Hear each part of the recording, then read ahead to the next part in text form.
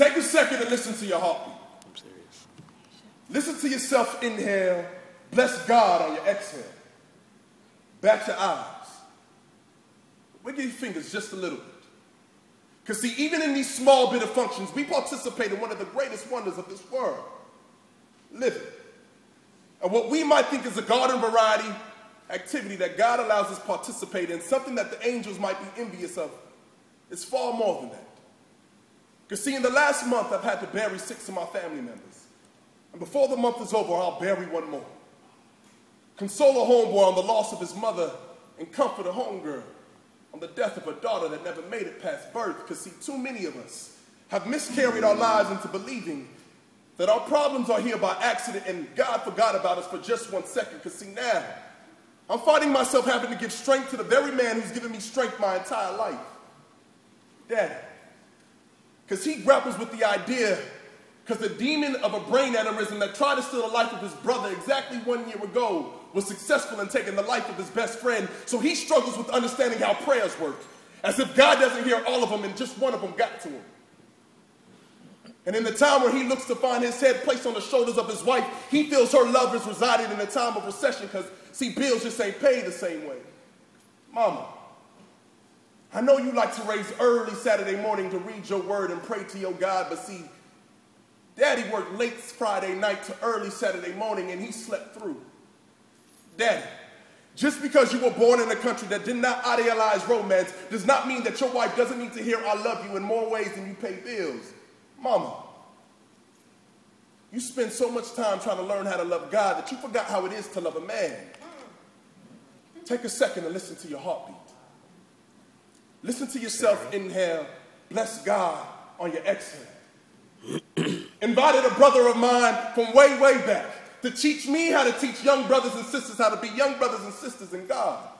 Immediately, we went back to identifying them times of laughter, how I used to holler at the pretty girls, he used to get stuck with the ugly ones, how he fell in love at a young age, and I didn't experience till I got older, and we laughed into the morning time.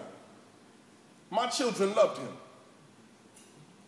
And as he departed, I gave him the deuce, and I prayed his welcoming, just for him to return home to find his mother dead. True story. And immediately the enemy turned a blessing into a heartache. And I grappled with the Father, trying to understand how this could have happened, until my phone rang and it was him. And he told me it's okay.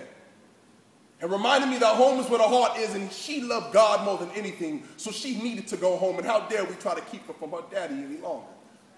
Take a second and listen to your heartbeat. Listen to yourself inhale, bless God on your exhale. Bat your eyes just a little bit. Stretch your fingers. Because see, she decided she could do this. Do what her mama did, find the strength in her grandmother's 90-year-old hands to fit into these 23-year-old palms. Because see, she was pregnant by a young boy who told her he loved her. But he made, as soon as the equation became 3, he made his presence known absent. But she decided she could do it. So she dealt with them Saturday afternoon cravings for Oreo cookies with lemonade the first month.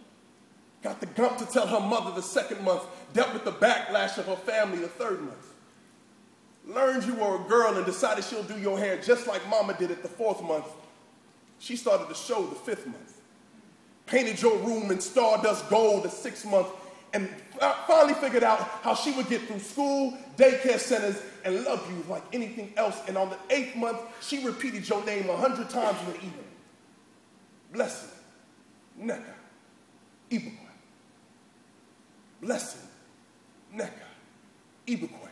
Because she wanted the first thing for you to learn was who you were. She was ready. All for that pain to come the 9th month. But she was not scared. She felt like God was bringing you early, and she always said you would be an overachiever. And she sat in that cold hospital room, upon that bed, wishing that the hand of that young boy was there, but she was alone. Wished that there was more family members out in the waiting room, but she was alone, only to deal with the sadness of that doctor telling her that you were gone by herself. And immediately she stole those wells in her eyes, them tears wanted to fall and look to heaven and ask why. I've lived a life. Why not let me go and let my baby girl live? And right then, he kissed her on the top of her head. She felt warmth all the way down to the bottoms of her feet and heard him clearly as he whispered into her ear, "What I birthed in you is still living. But what that man left you with, I needed to die. Oh, what a hard pill to swallow." Because see, what you went through for 9 months will never leave you again. And now that angel that you birthed sits on her granddaddy's knee in heaven and looks at her Uncle Jesus and always beckons your call never to go through foolishness again. Take a second and listen to your heartbeat. Listen to yourself inhale. Bless God on your exhale. Bat your eyes. Wiggle your fingers just a little bit. Because even in these small bit of functions, we participate in one of the greatest wonders of this world, living.